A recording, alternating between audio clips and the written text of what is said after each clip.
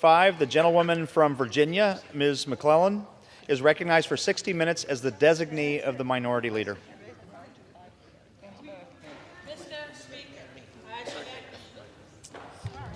Mr. Speaker, I ask unanimous consent that all members have 5 legislative days to revise and extend their remarks and include any extraneous material on the subject of this special order. Without objection. Mr. Speaker, it is with great honor that I rise today to anchor this Congressional Black Caucus Special Order Hour, marking the 5th anniversary this Thursday of when we lost a civil rights giant, Congressman John Lewis. Congressman Lewis's parting words to us were published in the New York Times in an op-ed entitled, "Together, You Can Redeem the Soul of Our Nation." It was a message of hope as he passed the baton as a drum major for justice to the next generation of Americans. His words are more necessary today than ever and need to be repeated. And for the next hour, you will hear members of the Congressional Black Caucus and other members who served with Congressman Lewis or inspired by him, using his words to talk about his legacy. I'd like to start with the beginning of his op-ed, which is poignantly relevant today. While my time here has now come to an end, I want you to know that in the last days and hours of my life, you inspired me. You filled me with hope about the next chapter of the great American story when you used your power to make a difference in our society. Millions of people, motivated simply by human compassion, laid down the burdens of division.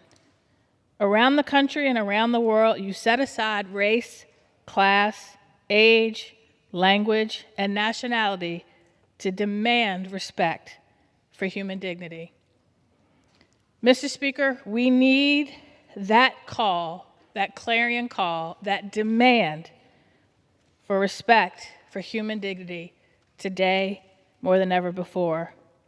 We need the hope and inspiration that this drum major for justice saw in the next generation that would succeed him in the battle for the soul of our nation. Mr. Speaker, it is my pleasure to yield 2 minutes to the chair of the Congressional Black Caucus, Representative Yvette Clarke.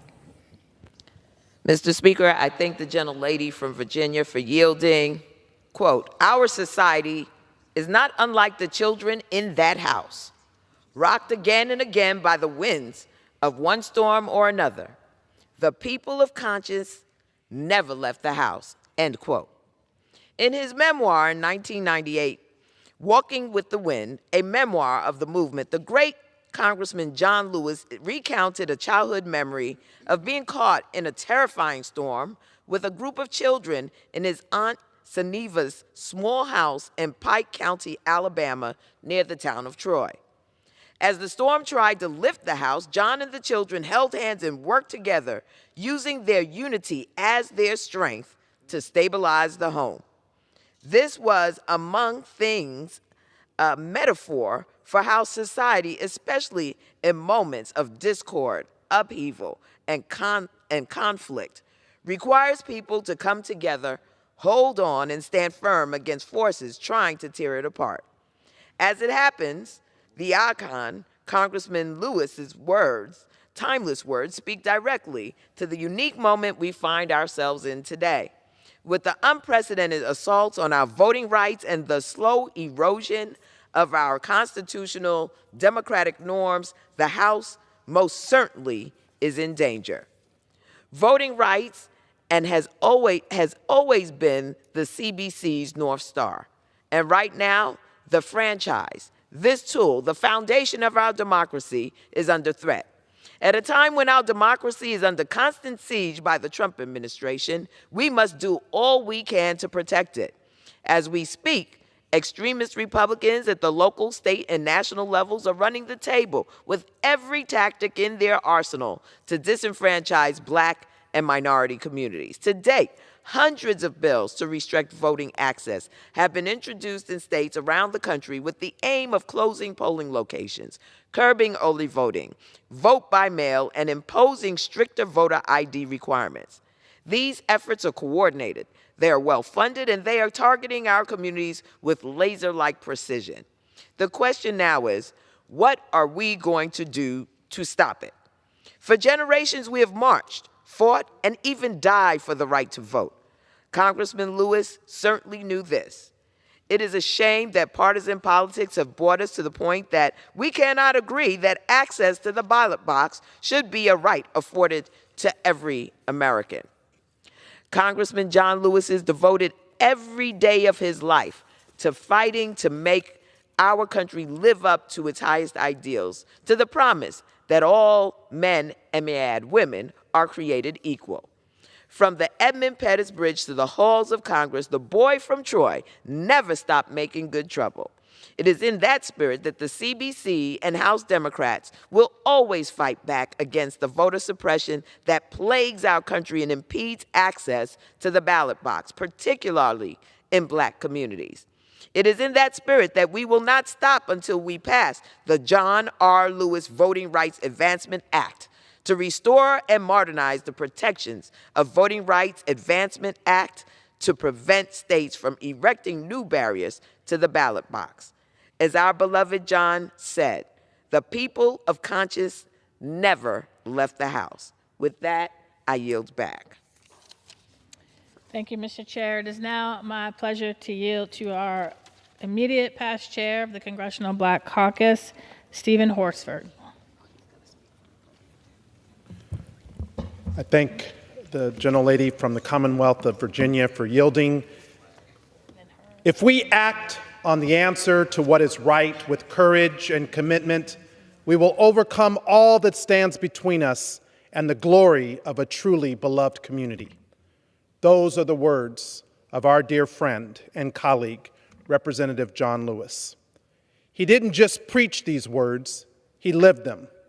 But progress only lasts when protected by vigilance. And today, our democracy faces threats so similar to what Representative John Lewis endured: voter suppression, book bans, economic injustice. The solution isn't to step back, it's to lean in. That's why I'm proud to co-sponsor the John R. Lewis Voting Rights Advancement Act and to reintroduce the Break the Cycle of Violence Act to carry his work and legacy forward.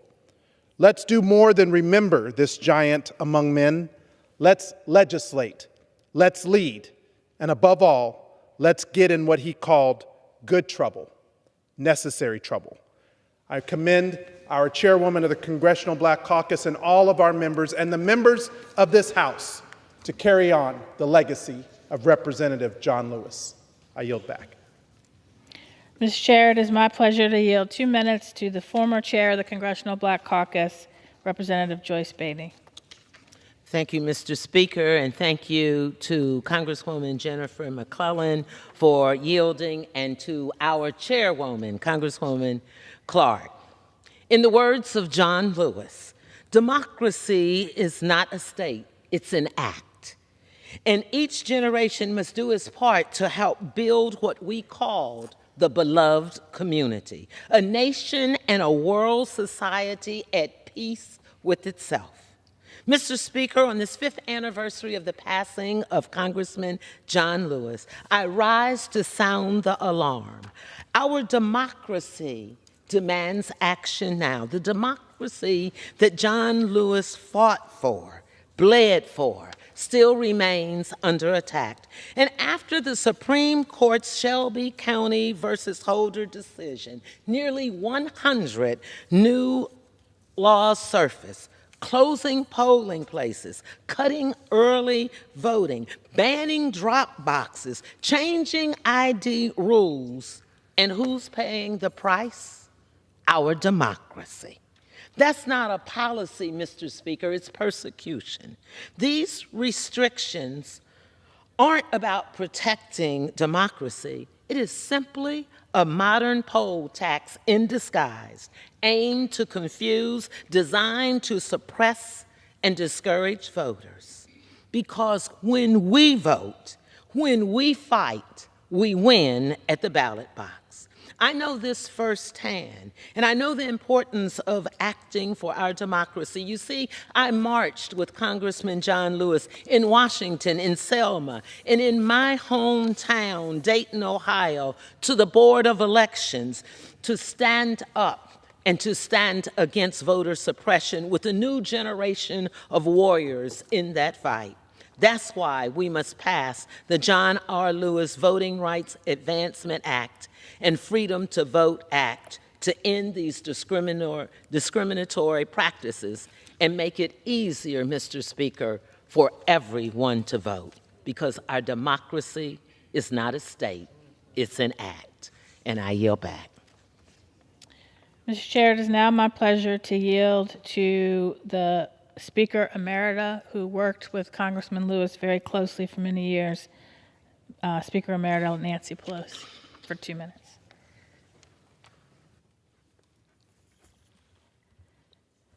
I thank the gentlewoman from Virginia for calling us together on this anniversary week of losing John Lewis.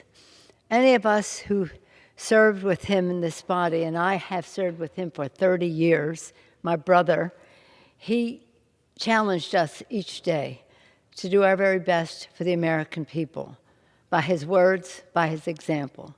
And as a distinguished former chair of the Black Caucus, Congresswoman Beatty said, we marched with him in Atlanta, we marched with him in Selma again and again, we marched in Washington, we followed his lead wherever he took us to make this statement. As a distinguished chair of the caucus, Congresswoman Clark mentioned earlier about the voter suppression and how John was here to fight it. I'll go into that in a moment. But first, I want to quote John Lewis. In my life, I have done all I can to demonstrate the way of peace, the way of love, and nonviolence is the more excellent way. Love, peace, love, and nonviolence. Now it is your turn, he said, to let freedom ring. Mr. Speaker, John Lewis's lasting legacy represents both the progress of our nation and the promise of what our nation can become. He believed in a better tomorrow, in a more perfect union, in one country, one destiny. He believed it in all of us. He had a deep faith in the goodness of people, and he believed that everyone was worthy of respect. Again, I was honored to serve with him for more than 30 years and learned from him all that time, and saw in this Congress how he taught us through words and actions the true moral leadership, what true moral leadership looks like. From time to time, when he rose to speak, he reminded us of our duty to the American people, to lift up our voices and to guide them to a future where freedom and justice are not ideals, just ideals, but guarantees. As distinguished chair of the caucus mentioned, and also former chair, Mr. Stephen Horsford mentioned, as well as Congresswoman Beatty, he was there because the right to vote was so central to our freedom. He wrote the first 300 pages of the For the People Act, which was to end voter suppression. We all know of his leadership as being the title of the John Lewis Voting Rights Act that is still not there. Today, as we witness attacks on civil rights, on democracy, on diversity, and even on people's basic necessities, many Americans are looking for hope. In these moments, let us be reminded of John's spirit and honor him, not just with words, but with deeds. It is on us to rise to the moment, to get in good trouble for the children. Let freedom ring. I yield back. Thank you, Mr. Speaker. It is now my pleasure to yield to one of John Lewis's delegation mates, Representative Hank Johnson of Georgia. I thank the Chair Lady, for yielding the time, and I thank the Congressional Black Caucus under the leadership of Yvette Clarke for hosting this special order hour to honor John Lewis, who was a one-of-a-kind public servant. He served humanity as a youth and as an adult, and he served we the people before and during his many years in elected office on the local and federal levels of government. I had the honor and pleasure of serving closely with John Lewis during 14 of my 19 years here in Congress. And during those years, I learned so much from John Lewis. We all did. And I continue to learn from the writings he left for posterity. The lessons Congressman Lewis imparts in his book, Walking with the Wind, a memoir of the movement, today inspires us and provides us with direction on the way forward during these unprecedented and deeply disturbing times in which we are living. John tells the story about 15 children outside playing in his Aunt Savina's dirt yard. The sky began clouding over, the wind started picking up, lightning flashed, and suddenly the 15 children felt terrorized. John's Aunt Saniva was the only adult around, and as the sky blackened and the wind grew stronger, she herded those 15 children inside her small clapboard house. With 16 people squeezed into that house, it was surprisingly quiet as the wind howled, and the house, built on cinder blocks, began to shake. They were scared. Even Aunt Saniva was scared. And then it got worse. Now the house was beginning to sway. The wood plank flooring beneath us began to bend, and then a corner of the room started lifting up. I couldn't believe what I was seeing. None of us could. This storm was actually pulling the house toward the sky, with us inside. That was when Aunt Saniva told us to clasp hands. Line up and hold hands, she said, and we did as we were told. Then she had us walk as a group toward the corner of the room that was rising. From the kitchen to the front of the house we walked, the wind screaming inside, sheets of rain beating on the tin roof. Then we walked back in the other direction as another end of the house began to lift. And so it went, back and forth, 15 children walking with the wind, holding that trembling house down with the weight of our small bodies. The 15 children, Mr. Speaker, in that small house with a fierce storm upon it is the America that we see today. Those 15 children represent Black, white, Latino, Asian people. Among them are our LGBTQ brothers and sisters. They are Democrats, Republicans, and independents. We are diverse. We are all equal. And we find ourselves included in the same house, America. And that house, or our country, is under assault. More than half a century has passed since that day that John just spoke about, and it has struck me, he says, more than once over those many years that our society is not unlike the children in that house, rocked again and again by winds of one storm or another, the walls around us seeming at times as if they might fly apart. But, Mr. Speaker, the storm always passes, and the sun always comes out. As Aunt Saniva said, clasp hands, walk to the corner of the house that is moving, then move to the next corner and the next, and don't stop until the storm blows over. Thank you. I yield back. Mr. Speaker, I now yield 2 minutes to Representative Terry Sewell, who has made sure that members of Congress follow the footsteps that John Lewis took, where he bled for our right not only to vote, but be here in this chamber.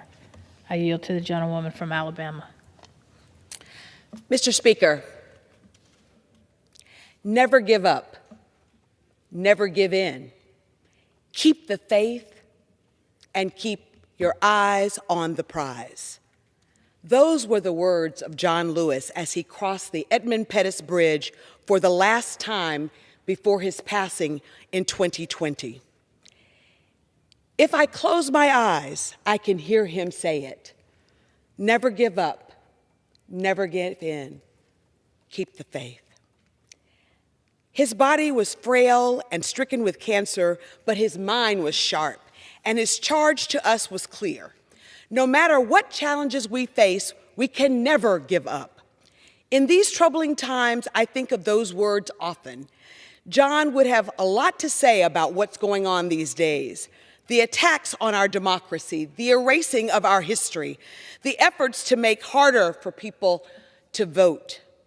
Old battles have indeed become new again. But if there is one thing that John has taught us, it's that we must press on. Just imagine where we would be if John Lewis and those foot soldiers had given up on Bloody Sunday. They were beaten, bruised, they were gassed and whipped. They had every reason to throw up their hands and surrender, but they didn't. They got back up and they tried again, and they marched on until victory was won. So as we navigate this dark chapter of our history, let us be guided by their persistence and inspired by their determination. Let us pledge that we will introduce Congress after Congress after Congress, the John Robert Lewis Voting Rights Advancement Act, until victory is won. We can be tired, we can be frustrated, we can be downright mad, but we can never give up. From the boy from Troy to the girl from Selma, in remembrance of John Lewis, let's keep the faith and let's keep our eyes on the prize. Mr. Speaker, I now yield to the representative from North Carolina, Alma Adams. I thank the lady from Virginia for yielding. When you see something that's not right, not fair, not just, you have a moral obligation to say something, to do something. Those were John Lewis's words. Mr. Speaker, I rise today on the fifth anniversary of the late, great Congressman John Lewis's passing, a firebrand, a trailblazer, a mentor, and a leader whose outsized presence can still be felt throughout the halls of Congress. Congressman Lewis taught us that we have a moral obligation to root out injustice wherever we find it, proudly, boldly, and unapologetically. And he believed that the soul of our nation hinged on everyday people dedicating themselves to the pursuit of justice. And to honor his life and legacy, we must speak out about the injustices we face today. The one big ugly bill that my Republican colleagues applauded and cheered in this very chamber earlier this month stands opposed to everything Congressman Lewis spent his life fighting for. It strips care away from the sick, threatening Medicaid for more than 500,000 North Carolinians, and it takes food off the plates of the hungry, with 1.4 million North Carolinians, including 600,000 children, now at risk of losing their food assistance. It denies our children the right to a quality education, targeting our public schools and making it even harder for average Americans to afford higher education. Make no mistake, this bill places the American dream further out of reach for nearly everyone who calls our country home and breaks the American promise. The one big ugly bill is a betrayal of our country, and it's up to every single person in the United States, the ordinary people with extraordinary vision, to join us in standing against it. And we must fight back the way John Lewis did, using our voice, our actions, and our communities to right wrongs and to protect those who are suffering from the injustices they face. This is the moral obligation that Congressman Lewis talked to us about, and now is the time to speak up, to act up, and yes, cut up if we have to, but let's go make some good trouble. And with that, Mr. Speaker, I yield back. I thank the lady for yielding. Thank you. Mr. Speaker, it is now my pleasure to yield to the representative from North Carolina, Ms. Bonnie Watson Coleman. Sorry, New Jersey. New Jersey. I want to thank the gentlelady for yielding me some time. Wherever community is interrupted by evil or hatred, by greed, by the lust for power, it is the moral responsibility of people of goodwill to respond. John Lewis wrote those words over 27 years ago. He was echoing calls for resistance to oppression passed down from our founding fathers, but it could very well have been said about today. John was calling on all of us to fight for our communities. It was a call for solidarity. It was a call to reject the corporate influence that permeates our politics and puts profits over people.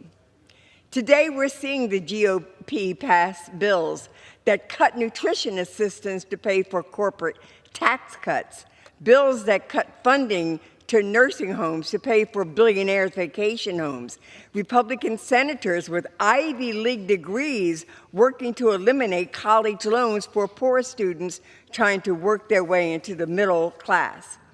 It will take all of us to change this culture of greed and put people over politics. John Lewis was a hero of mine, not just because he raised up working class Americans with his soaring rhetoric, but because he walked the walk. He put his body on the line because he knew that the power of the people is greater than the people in power. I yield back. I thank the gentlelady from New Jersey and now yield to Representative Lucy McBath, one of Congressman Lewis's delegation mates from Georgia. Well, I want to thank my colleague, Representative McClellan from Virginia, for leading this time here on the House floor. It's pretty difficult to believe that it's actually been 5 years that have passed since the loss of our dear friend and our colleague, Congressman John Lewis. At this delicate moment in our nation's history, we draw upon the wisdom of his words and look to his legacy for strength and guidance as we carry the torch that he lit for civil rights. In his last words to the American people, John wrote, and I quote, "Ordinary people with extraordinary vision can redeem the soul of America by getting in what I call good trouble, necessary trouble. Voting and participating in the democratic process are key. Ordinary people with extraordinary vision can redeem the soul of a nation. Where else but America could one develop that sense of conviction? John Lewis knew it was true because he lived it every single day of his life. The son of sharecroppers who preached to chickens as a young boy when nobody else would listen, would go on to become known as the conscience of Congress, this body, a legislative body which once denied him his right to participate in American democracy. When John marched, Americans were moved to act with him. When he spoke, people listened. And when he participated in sit-ins, including one in this very chamber, to confront the issue of gun violence in America, he challenged each of us to join him in getting in that good and necessary trouble to raise the consciousness of the American public and lay down the heavy burdens of hate. Ordinary people with extraordinary vision. That's who John Lewis was, and it's who he calls on each of us to be. especially in this day and in this hour. We must continue to honor his legacy with unshakable determination to fight for what is right and for what is just. Because I promise you, this is exactly what the American people deserve. And I yield. Thank you, Mr. Speaker. It is now my pleasure to yield to Congressman Lewis's successor, Representative Nikema Williams of Georgia's 5th. Thank you so much. Do not get lost in a sea of despair. Be hopeful. Be optimistic. Ours is not the struggle of a day, a week, or even a month or a year. Ours is the struggle of a lifetime. When Congressman John Lewis spoke these words, he was reminding us that justice work is much longer than a moment. It's a commitment, a calling, a lifelong fight. 60 years after he put his body on the line for our freedom, our struggle continues. We're marching in our communities and fighting back in committee rooms. We do this to push back against cuts to Medicaid that will leave NICU babies without care. Cuts to SNAP that will take food out of the mouths of children and seniors. Cuts to education that will tell our students to dream smaller. We bring our full selves to the struggle in many ways, through early mornings in community centers and late nights on the House floor, by standing up at the mic and showing up in the margins, through town halls and negotiating in the halls of Congress, through sitting in, standing firm, and speaking out. Getting into good trouble was never a one-size-fits-all call to action, and we honor the legacy of Congressman Lewis when we all find all ways to get in the way. Y'all, this moment is not the last struggle that we will face, but we fight anyway, with hope, with intention, with determination to achieve the beloved community. This is the struggle of a lifetime, the struggle of our lifetime. With urgency and clarity and intention, we march on.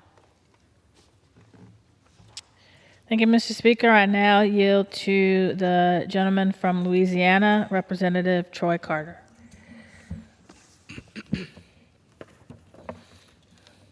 Thank you, Mr. Speaker, and thank the gentlewoman from Virginia for yielding. The path I've been committed to extends beyond the issue of race alone and beyond class as well, and gender and age and every other distinction that tends to separate us. These words from Congressman John Lewis. These words from the late, great Congressman John Lewis reminds us that the struggle for justice isn't confined to just one issue, one identity, or one community. It's a path that winds through race, class, gender, age, ability, sexual orientation, and faith. Because injustice does not discriminate, and neither should our fight to end it. Intersectionality teaches us that we must see the whole person, not just a voter, a worker, or a statistic, but a human being carrying layered experiences that public policy must protect. Civil rights cannot be carved up. They must be defended broadly, boldly, and universally. As a son of the South, and as a congressman from Louisiana, I know the dual truths of this region, the undeniable progress we've made, and the painful inequities that still persist. In the very soil where freedom once faltered, we've seen hope rise. But let's not mistake signs of change for signs of completion. Our work is far from done. From voting rights to reproductive justice, from health equity to environmental justice, from economic fairness to criminal justice reform, the fight continues. And it must be rooted in policies that recognize the full complexity of who people are.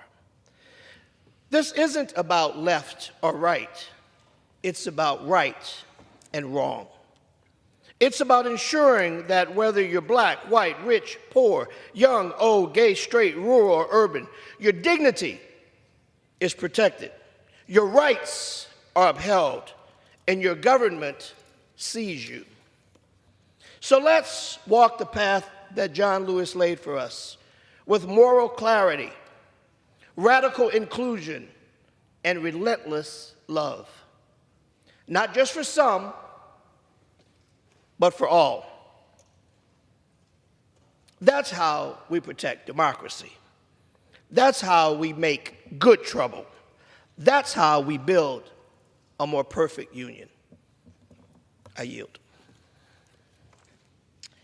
Mr. Speaker, I now yield to the representative from Maryland, Glenn Ivey.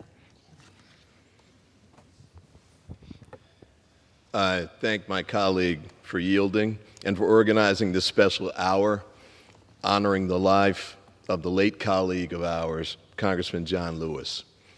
Congressman Lewis once said, ordinary people with extraordinary vision can redeem the soul of America by getting in what I call good trouble, necessary trouble. We need to get into good trouble now more than ever. It certainly feels like today we're in the struggle for the soul of America, a soul that desperately needs healing. In the fight to heal the soul of America in 1965, Congressman Lewis got into good trouble. The good trouble he found himself in Selma, nearly cost him his life. But from that good trouble came great progress. The Civil Rights Act, the Voting Rights Act, Medicaid, Medicare, the Fair Housing Act. Monumental achievements made possible through many years of nonviolent struggle by ordinary people with an extraordinary vision. Sadly, 60 years later, it feels like we're going backwards. Last time we were on this floor, House Republicans passed a bill to rip away health care from millions of Americans, to take food assistance away from families in need. For House Republicans and President Trump, making it harder for kids to eat so that some billionaires can pay less in taxes may count as progress. But America is better than that.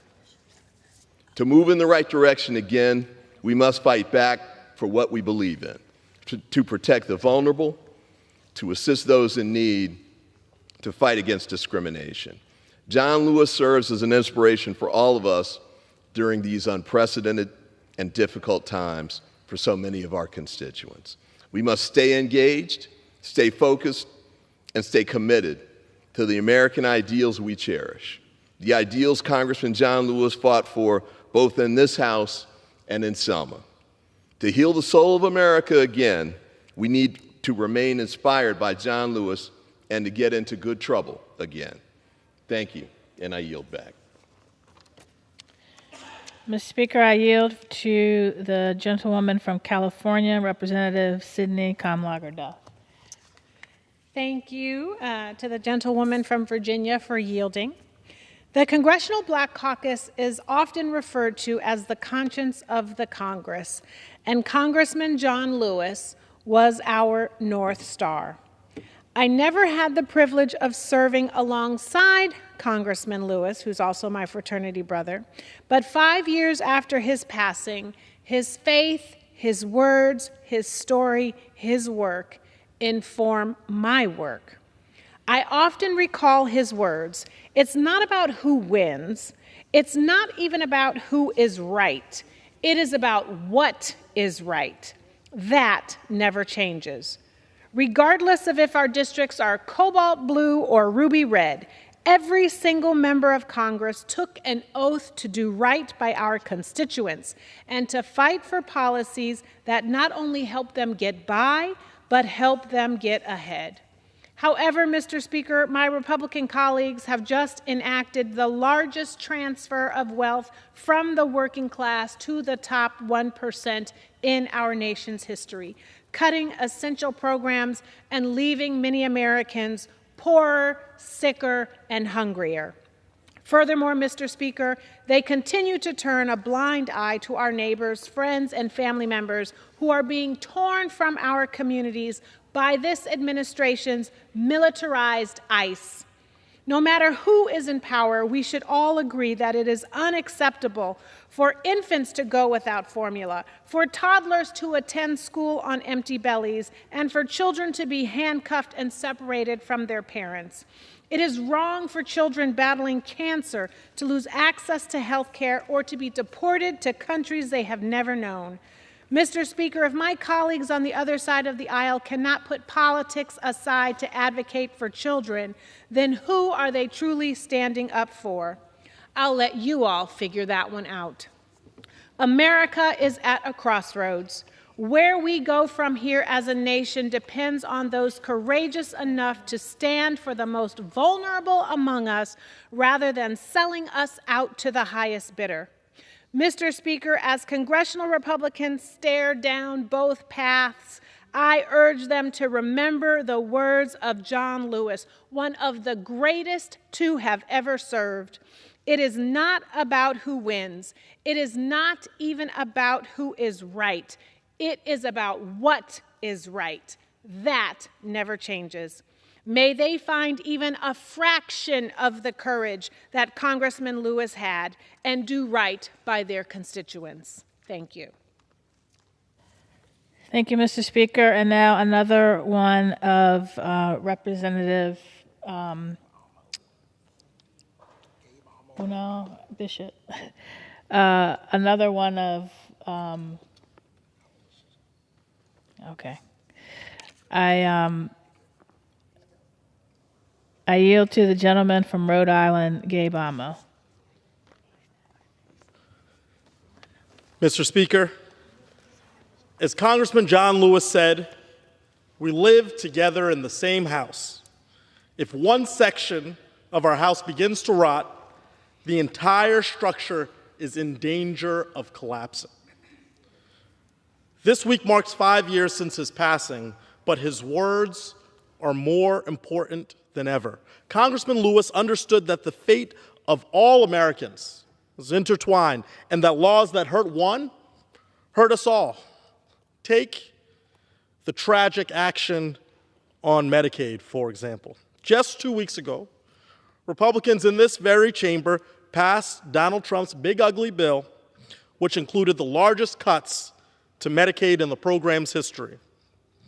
Republicans slashed nearly $1 trillion from the program, leaving roughly 17 million Medicaid and Affordable Care Act recipients without health insurance. Every American, no matter where they get their health coverage, will be hurt by this law. Just like a leak in the roof of a house can cause rot that could collapse the entire structure, these cuts could bring down the entirety of our health care system. Republican cuts to Medicaid erode vital funding for hospitals in low-income and rural communities, will shutter 1 in 4 nursing homes, and cripple Americans' access to behavioral health care. It will make emergency wait room times longer, close local doctors' offices, and mean that Black students, some of the least resourced, won't be able to get government-backed student loans to fund their full medical education.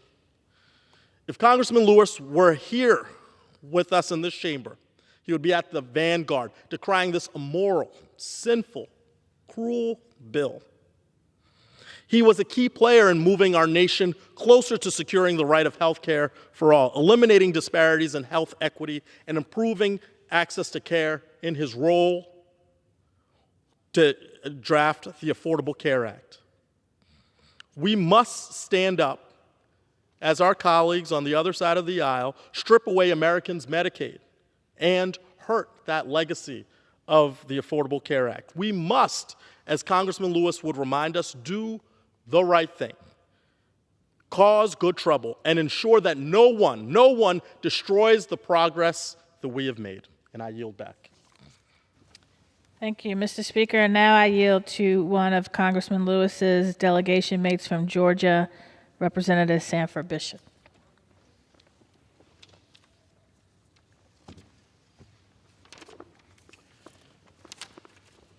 I thank the gentlelady for yielding, and I'm honored to speak today in tribute to the life and legacy of an iconic American patriot, John Robert Lewis, our friend and colleague, who transitioned from labor to reward 5 years ago this week.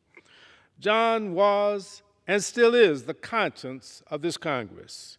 In his posthumous published op-ed, Together You Can Redeem the Soul of Our Nation, John Lewis wrote, "I just had to see and feel it for myself that after many years of silent witness, the truth is still marching on."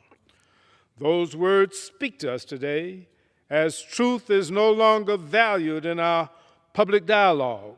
Lies are rampant from our public spaces in support of denying basic rights of voting, health, nutrition, opportunity, and humanity. In official attempts to rewrite and whitewash our history, lies to deny diversity, equity, and inclusion, lies to remove African American and other cultural and racial groups from public spaces, in our history books, in museums. John told us we must study and learn the lessons of history because humanity has been involved in this soul-wrenching existential struggle for a very long time. John wrote, "The truth does not change. That is why the answers worked out long ago can help you find solutions to the challenges of our time. Truth does not change," he said. "We must continue to use the truth of history to move us forward. Yes, the truth is still marching on." Lowell said, "Truth forever on the scaffold, wrong forever on the throne. Yet that scaffold sways the future, and behind the dim unknown standeth God within the shadow, keeping watch above his own." John gave his life for the truth that all men and women are entitled to life, liberty, and the pursuit of happiness. It is our duty to keep up his fight, to get into good trouble to make that happen. I yield back. Thank you. I now yield to the gentlewoman from New Jersey, Representative LaMonica McIver. Thank you so much to the gentlewoman from Virginia. Mr. Speaker, I rise as a new voice, as a new face, as a new generation, but still living by the words, when you see something that is not right, you must say something. You must do something. Democracy is not a state, it is an act. These words, those words, the words of the late John Lewis are as relevant now as they've ever been. They ring true in a time when our democracy is threatened, in a time when politicians attempt to choose their voters instead of letting their voters choose them, in an effort to suppress the voices of the American people, and when the powerful reject accountability and oversight and come after those who stand up against cruelty. Rep. John Lewis believed that our democracy is precious and sacred. He believed that showing up and taking action has the power to create a more perfect union. He was right. His passion for peace, justice, and the true belief in America inspired generations. And today, we stand on his shoulders as we continue to fight to protect our democracy on so many fronts, and as we defend that sacred right at the heart of it, our voice, our vote. I am proud to stand beside my colleagues in this work in the battle for the soul of our democracy. I will continue, yes, Mr. Speaker, I will continue to allow the spirit of John Lewis to encourage me to act and to get into some good trouble and necessary trouble to redeem the soul of America. With that, I yield back. I now yield to the gentleman from Alabama, Representative Shamari Figures. Thank you. In his final op-ed, Congressman Lewis said, "You must study and learn the lessons of history because humanity has been involved in this soul-wrenching existential struggle for a very long time. Now, some may take those as just wise words from a civil rights icon. But for me, I take those words, I take that statement as a personal charge, because I now have the privilege, I have the blessing of representing not only the birthplace of the civil rights movement in Montgomery, Alabama, but also the birthplace of John Lewis, the man who often referred to himself as the boy from Troy, which is a small town in Pike County, Alabama, which is now in District 2. A district, I might add, that exists in its current format today because of the Voting Rights Act, the same very Voting Rights Act that John Lewis risked his life to see enacted. But those words in that final op-ed, to me, they are a charge to not forget where we have come from or what we have been through as a nation, but also a charge to be vigilant and to commit to ensuring that we never go back to certain days in this country's past. But that charge is becoming increasingly more important by the day. It seems that every day there's another effort to set us back to times we thought we were beyond as a nation. From watching the current administration walk back school desegregation, consent decrees, to the closing of civil rights offices across the federal government, to straight-on attacks to efforts to ensure that the playing field is balanced for everybody, regardless of what you look like. You know, it seems to me that we are forgetting where we came from as a nation, forgetting the times where people who look like me did not have the opportunity or the privilege to live in the same America as people who don't look like me. And these are not just efforts by this current administration to overtly roll back equal protections and access, but even in this very body, where just recently we passed legislation that imposes student loan borrowing caps on Americans who want to be doctors or lawyers. And those caps are less than the average cost of those degrees. Now, to some people, they may say, well, that's just race neutral. Well, those lessons of history that John Lewis was speaking of, they teach us a different lesson. They teach us that in practice, what that means is fewer black people will be able to become lawyers. Fewer black people will be able to become doctors. That means fewer opportunities. That means fewer black parents can tell their kids that they can literally be anything they want to when they grow up. They must now caveat that by saying, if we can afford it, you can be a doctor. If our credit is good enough, you may be able to be a lawyer. But that same history that clarifies what those recent actions mean, that same history tells us that no matter how dark the days may be now, no matter how dark the motives or the efforts are, no matter how dark the outcomes may be, that those spaces can never be as dark as they once were, because the light of progress made hangs forever in those spaces. The light of John Lewis hangs forever in those spaces. And so this is not a moment of complacency. We cannot afford to be complacent in this moment. We must aggressively continue the fight, as my colleagues have so eloquently laid out here tonight. We must continue the fight for justice, learning from our past and building upon the legacy of John Lewis and others, which demands that in moments like this, we stand firm, we keep the faith, and we continue the struggle. I yield back. Mr. Speaker, I now yield to the representative from California's 12th District, Latifah Simon.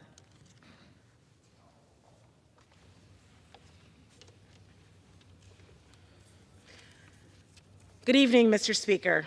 I rise today in honor of the late Congressman John Robert Lewis on the 5th anniversary of his passing.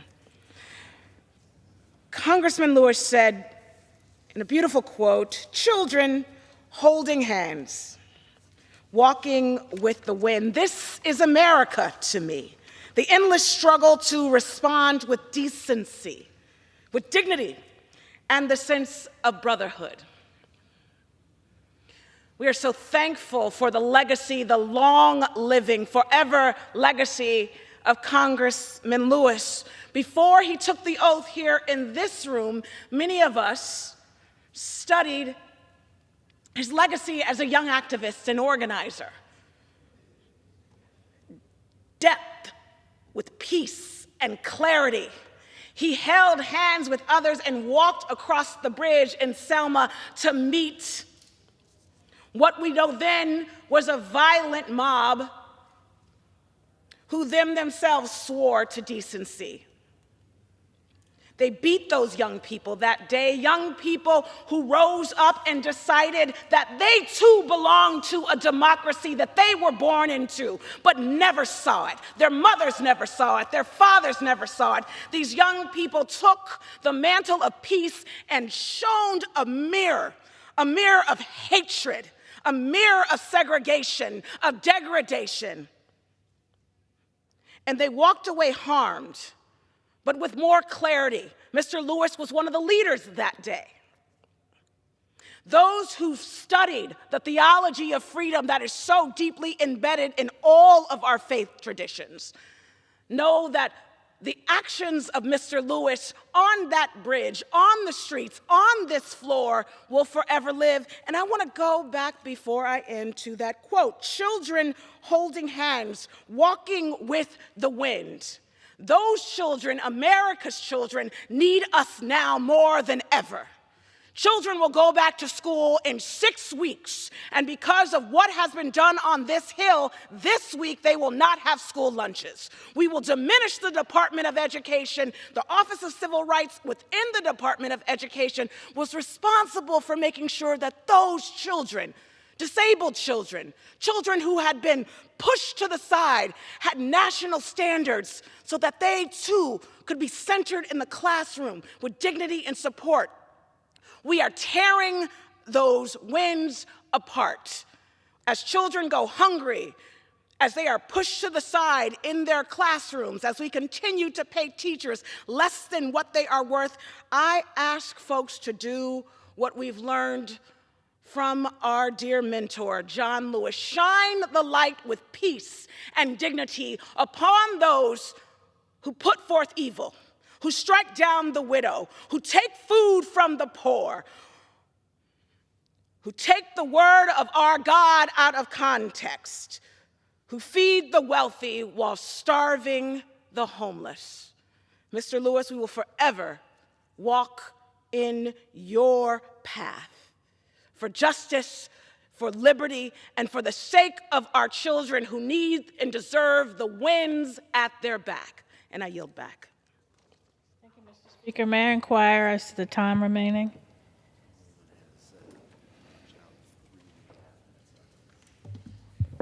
About 3.5 minutes. About how many? 3.5 minutes. Thank you. Mr. Speaker, one of my biggest regrets is that I did not get to serve with Congressman Lewis, but I did get to meet him. He came to Richmond about a year and a half before he passed for the renaming of Arthur Ashe Boulevard. I had the opportunity to sit with him at lunch and ride with him to an exhibit at the Virginia Museum of Fine Arts in a former Confederate chapel on land that was once a Confederate veteran's home.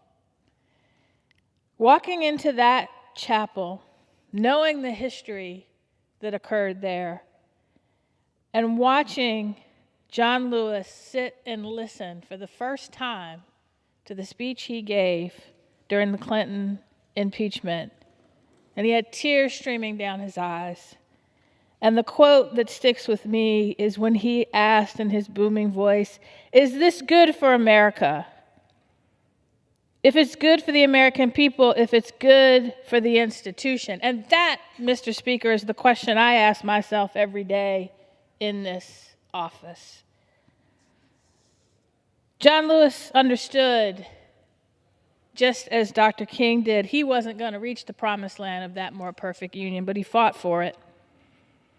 And in his final words to us, he said, "Though I may not be there with you, I urge you to answer the highest calling of your heart and stand up for what you truly believe. If in my life I have done all that I can demonstrate that the way of peace, the way of love and nonviolence is the more excellent way, now it is your turn to let freedom ring.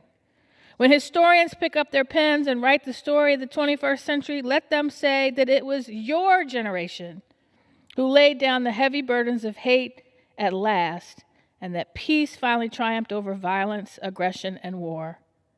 And so I say to you, walk with the wind, brothers and sisters, and let the spirit of peace and the power of everlasting love be your guide." John Lewis handed us the baton. Are we going to pick it up? Are we going to carry on his work? The Congressional Black Caucus will make sure we do. Thank you, and I yield back. The gentlelady yields back. Does the gentlelady have a motion?